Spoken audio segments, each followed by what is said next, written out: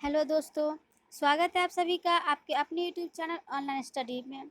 आज मैं फिर से लाई हूँ आप लोगों के लिए एक नया प्रैक्टिस सेट कुछ नए प्रश्नों के साथ, जो आपके आने वाले सभी प्रतियोगी परीक्षाओं के लिए उपयोगी प्रश्न होगा। आप किसी भी परीक्षा की तैयारी करते हैं, आप इस प्रैक्टिस सेट के माध्यम से अपनी तैयारी को बेहतर बना सकते हैं। चलिए हम देखते हैं इस प्रैक्टिस सेट के कुछ नए प्रश्नों को। चैनल पे नए हैं तो चैनल को सब्सक्राइब जरूर कर लें, साथ ही साथ बेल आइकन को भी ऑन कर दें, जिससे हमारे आने वाले सभी वीडियो का नोटिफिकेशन आपको समय से प्राप्त हो। इससे पीछे का प्रैक्टिस सेट आप लगाना चाहते हैं तो आप चैनल के प्लेलिस्ट में जाएं, आपको वहां पे मिल जाएगी प्लेलिस्ट, उसमें सारी वीडियो डाली हुई है, तो आप लोग वहां से कर सकते हैं। तो चलिए हम देखते हैं इस प्रैक्टिस सेट के कुछ नए प्रश्नों को। ये रहा हमारा पहला क्वेश्चन। एक लिफ्ट में किसी व्यक्ति का प्रत्यक्ष भार वास्तविक भार से कम होता है। एक लिफ्ट में किसी व्यक्ति का प्रत्यक्ष भार वास्तविक भार से कम होता है, किस समय?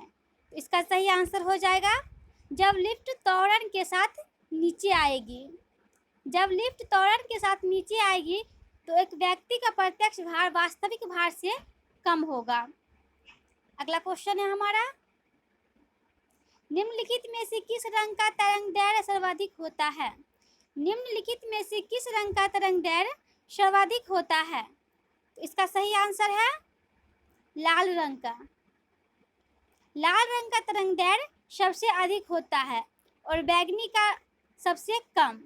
लाल रंग का तरंगदैर्घ्य सबसे अधिक और बैंगनी का सबसे कम तरंगदैर्घ्य होता है।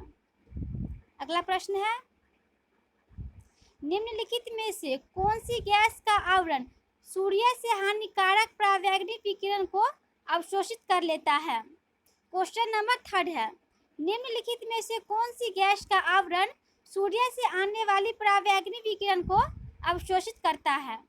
तो इसका सही आंसर होगा ओजोन परत। ओजोन परत सूर्य से निकलने वाली परावैंगनी विकिरणों से हमारी रक्षा करता है। ओजोन हो जाएगा इस क्वेश्चन के लिए हमारा राइट आंसर। अगला प्रश्न है, सामान्यतः कुंजी का प्रयोग दो पुंजों के बीच किस गति को रोकने के लिए किया जाता है? सामान्यतः कुंजी का प्रयोग दो पुंजों के बीच किस गति को रोकने के लिए किया जाता है? इसका सही आंसर होगा घूर्णन गति को। दो पुर्जों के बीच घूर्णन गति को रोकने के लिए कुंजी का प्रयोग किया जाता है। अगला प्रश्न है हमारा, मायोपिक आंख किसके द्वारा ठीक की जा सकती है? मायोपिक आंख या निकट दृष्टि से ग्रसित आंख को किस लेंस के द्वारा ठीक किया जा सकता है? तो इसका सही आंसर होगा हमारा अवतल लेंस। अवतल लेंस के द्वारा निकट दृष्टि दोष को ठीक किया जा सकता है। क्वेश्चन नंबर 5 के लिए अवतल लेंस हो जाएगा हमारा राइट आंसर। अगला प्रश्न है, गोमतेश्वर की मूर्ति कहाँ स्थित है? गोमतेश्वर की मूर्ति कहाँ स्थित है? इसका सही आंसर है कर्नाटक में। गोमतेश्वर की मूर्ति स्थित है कर्नाटक में। अगला प्रश्न है, निम्नलिखित में कौन सा रासायनिक परिवर्तन नहीं है? क्वेश्चन नंबर 7, निम्नलिखित में कौन सा रासायनिक परिवर्तन नहीं है? इसका सही आंसर हो जाएगा पानी का भाप में बदलना। पानी का भाप में बदलना रासायनिक परिवर्तन नहीं है बल्कि भौतिक परिवर्तन है। लोहे में जंग का लगना, दूध से दही का बनना और कोयले का जलना, ये तीनों हो गया रासायनिक परिवर्तन, और पानी का भाप में बदलना भौतिक परिवर्तन हो गया। इस क्वेश्चन के लिए हमारा राइट आंसर है ऑप्शन नंबर बी। अगला प्रश्न है, शरीर की सबसे बड़ी हड्डी कौन है? शरीर की सबसे बड़ी हड्डी कौन है? इसका सही आंसर है फीमर। जांघ की हड्डी फीमर शरीर की सबसे बड़ी हड्डी होती है। अगला प्रश्न है हमारा, मोहम्मद साहब के जन्म पर कौन सा पर्व मनाया जाता है? क्वेश्चन नंबर 9 है हमारा, मोहम्मद साहब के जन्म पर कौन सा पर्व मनाया जाता है?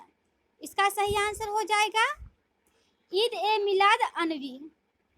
मोहम्मद साहब के जन्म पर मनाया जाने वाला पर्व है ईद ए मिलाद अनवी। ऑप्शन बी होगा हमारा क्वेश्चन नंबर 9 के लिए राइट आंसर। अगला प्रश्न है, किसी तत्व के परमाणविक भार को किसमें व्यक्त किया जाता है? किसी तत्व के परमाणविक भार को किसमें व्यक्त किया जाता है? तो इसका सही आंसर है AMU में। किसी तत्व के परमाणविक भार को व्यक्त किया जाता है AMU में। अगला प्रश्न है, क्वेश्चन नंबर 11 है, तापमान को कितना कम कर देने से सभी गैसें शून्य आयतन लेंगी? तापमान को कितना कम कर देने से सभी गैसें शून्य आयतन लेगी या घेरेगी? तो इसका सही आंसर है -273 डिग्री सेल्सियस। -273 डिग्री सेल्सियस तापमान कम कर देने से सभी गैसें शून्य आयतन घेरेंगी। अगला प्रश्न है, एसिड बदलता है, अम्ल किसको किसमें बदलता है? इसका सही आंसर होगा नीले लिटमस को लाल में। एसिड बदलता है नीले लिटमस को लाल लिटमस में। इस क्वेश्चन के लिए हमारा राइट आंसर हो जाएगा ऑप्शन नंबर ए। एसिड बदलता है नीले लिटमस को लाल में। अगला प्रश्न है, शक्कर के घोल का तापमान बढ़ाने से शक्कर की विलयता में क्या परिवर्तन होता है? शक्कर के घोल का तापमान बढ़ाने से शक्कर की विलयता में क्या परिवर्तन होता है? तो इसके लिए राइट आंसर होगा हमारा ऑप्शन नंबर बी, बढ़ती है। शक्कर के घोल का तापमान बढ़ाने से शक्कर की विलयता में परिवर्तन आता है, वह बढ़ती है। तापमान बढ़ाने से शक्कर की विलयता में बढ़ोतरी होती है। ऑप्शन बी होगा हमारा क्वेश्चन नंबर 13 के लिए राइट आंसर। अगला प्रश्न है, गीतांजलि पुस्तक का अंग्रेजी अनुवाद किसने किया? गीतांजलि पुस्तक का अंग्रेजी अनुवाद किसके द्वारा की गई? इसका राइट आंसर है रविंद्रनाथ टैगोर के द्वारा। गीतांजलि पुस्तक का अंग्रेजी में अनुवाद रविंद्रनाथ टैगोर के द्वारा की गई। क्वेश्चन नंबर 14 के लिए राइट आंसर होगा ऑप्शन ए, राइट आंसर हमारा। अगला प्रश्न है, 1 ग्राम वाले पदार्थ का तापमान 1 डिग्री सेल्सियस बदलने के लिए आवश्यक ऊष्मा की मात्रा को क्या कहते हैं? 1 ग्राम वाले पदार्थ का तापमान 1 डिग्री सेल्सियस बदलने के लिए आवश्यक ऊष्मा की मात्रा को क्या कहा जाता है? इसका सही आंसर होगा विशिष्ट ऊष्मा। विशिष्ट ऊष्मा इस क्वेश्चन के लिए हमारा राइट आंसर हो जाएगा। अगला क्वेश्चन है, पीतल किसका मिश्रण है? पीतल किसका मिश्रण है? इसका सही आंसर है तांबा और जस्ता का। पीतल मिश्रण है तांबा और जस्ता का। क्वेश्चन 16 के लिए सही आंसर है तांबा व जस्ता। अगला प्रश्न है हमारा, सफ्दरगंज का मकबरा किसने बनवाया था? सफ्दरगंज का मकबरा किसने बनवाया था? तो इसका राइट आंसर होगा शुजाउद्दौला ने। सफ्दरगंज का मकबरा बनवाया गया था शुजाउद्दौला के द्वारा। इस क्वेश्चन के लिए राइट आंसर होगा हमारा ऑप्शन ए। अगला प्रश्न है, गतिज ऊर्जा को कैसे व्यक्त करते हैं? गतिज ऊर्जा को कैसे व्यक्त किया जाता है? इसका सही आंसर है हाफ mv²। Half mv²।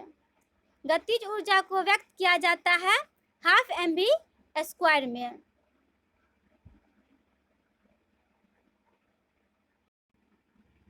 अगला प्रश्न है हमारा, गतिज ऊर्जा को कैसे व्यक्त करते हैं? गतिज ऊर्जा को कैसे व्यक्त करते हैं? तो इसका सही आंसर हो जाएगा हाफ mv² में। गतिज ऊर्जा को व्यक्त किया जाता है हाफ mv² में। क्वेश्चन नंबर 18 के लिए राइट आंसर होगा हमारा हाफ mv²। अगला प्रश्न है, कौन सा जीव मिट्टी की उर्वरकता को बनाए रखता है? कौन सा जीव मिट्टी की उर्वरकता को बनाए रखता है? तो इस क्वेश्चन के लिए राइट आंसर होगा हमारा केचुआ। मिट्टी की उर्वरकता को बनाए रखने में सहायक होता है केचुआ। केचुआ को किसान का मित्र भी कहा जाता है। मिट्टी की उर्वरकता को बनाए रखता है केचुआ। क्वेश्चन नंबर 19 के लिए राइट आंसर होगा हमारा ऑप्शन बी। अगला प्रश्न है और इस प्रैक्टिस सेट का हमारा ये अंतिम प्रश्न होगा। किसमें लगभग 100 गुफाएं हैं? किसमें लगभग 100 गुफाएं हैं? तो इसका सही आंसर है ऑप्शन सी, कन्हेरी। कन्हेरी में लगभग 100 गुफाएं हैं। इस प्रश्न के लिए ऑप्शन सी होगा हमारा सही आंसर। ये था हमारा इस प्रैक्टिस सेट का अंतिम प्रश्न। तो चलिए हम मिलते हैं आप लोगों से कुछ नए प्रश्नों के साथ, एक नए प्रैक्टिस सेट के साथ। यदि चैनल पे आप में से जो भी नए हैं चैनल को सब्सक्राइब जरूर कर लें, साथ ही साथ बेल आइकन को भी ऑन कर लें, जिससे हमारे आने वाले सभी वीडियो का नोटिफिकेशन आपको समय से मिलता रहे। इसे पीछे का प्रैक्टिस सेट लगाना चाहते हैं तो आप लोग चैनल के प्लेलिस्ट में जाएं, आपको वहाँ पे मिल जाएगी प्लेलिस्ट, उसमें सारी वीडियो डाली हुई है, तो आप लोग आसानी से आप लोगों को वहाँ पे मिल जाएगा। तो चलिए हम मिलते हैं आप लोगों से कुछ नए प्रश्नों के साथ, एक नए प्रैक्टिस सेट के साथ।